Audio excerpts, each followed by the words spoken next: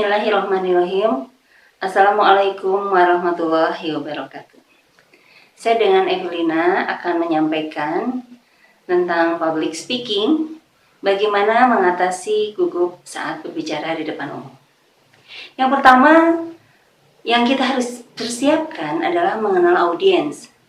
Berapa jumlah peserta yang hadir seluruhnya, kemudian berapa orang laki-laki, berapa orang perempuan, dan usia berapa, kemudian apakah sudah mengenal materi yang akan kita sampaikan, sehingga nanti kita dapat berinteraksi dengan peserta lebih mudah.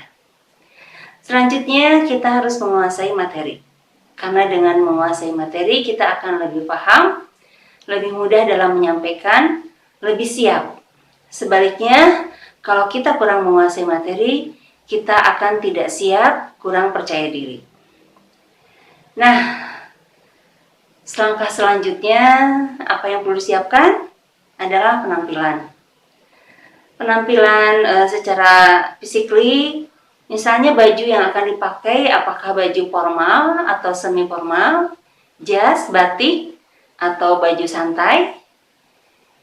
Nah, setelah mengetahui penampilan, juga kita harus mengetahui sarana dan prasarananya. Sarananya termasuk yang mungkin akan kita bawa, misalnya laptop, pointer, dan perangkat yang lainnya.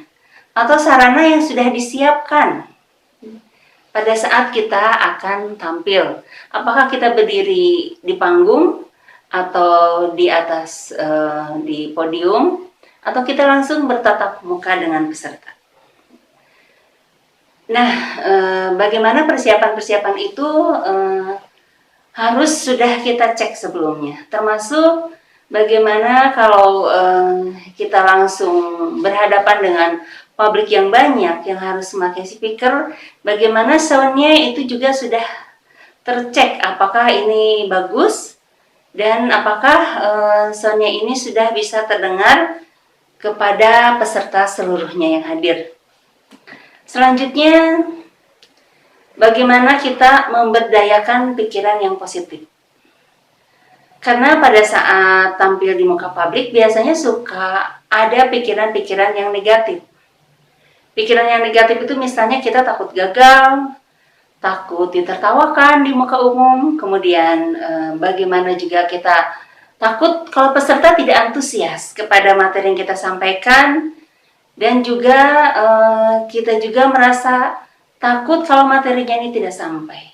Nah, bagaimana kita bisa memasukkan pikiran-pikiran yang positif kepada diri kita sendiri? Misalnya, bagaimana kita bisa memberikan presentasi yang bagus, yang keren, yang pesertanya bisa antusias, bahkan pesertanya bisa standing ovation. Wah, ini ya luar biasa sekali. Selanjutnya, yang harus disiapkan adalah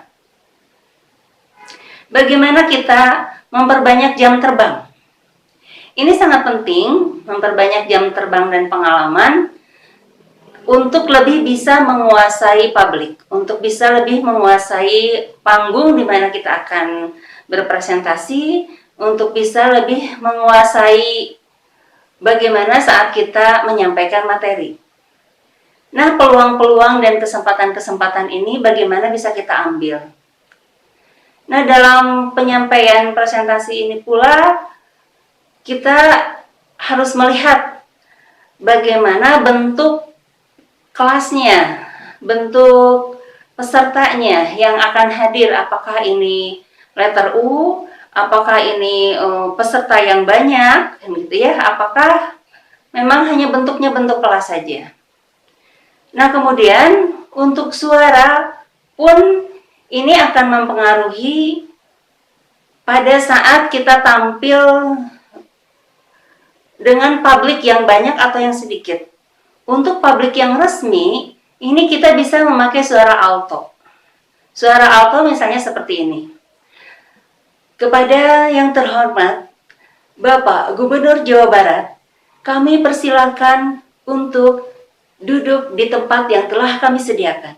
Nah, mungkin itu sedikit contoh suara alto ya. Jadi suara alto itu seperti kita menekan ke dinding, kemudian suaranya keluar dari dalam ya. Kepada yang terhormat, Bapak Ibu hadirin dimohon duduk. Mungkin itu salah satu contoh suara alto. Nah, untuk public speaking kali ini, saya cukupkan sekian. Mudah-mudahan tadi apa yang saya sampaikan dari mulai persiapan, kemudian bagaimana memberdayakan pikiran yang positif, kemudian bisa memperbanyak jam terbang dan pengalaman, ini bisa diterima dengan baik. Itu saja. Assalamualaikum warahmatullahi wabarakatuh. Salam semangat, salam berprestasi.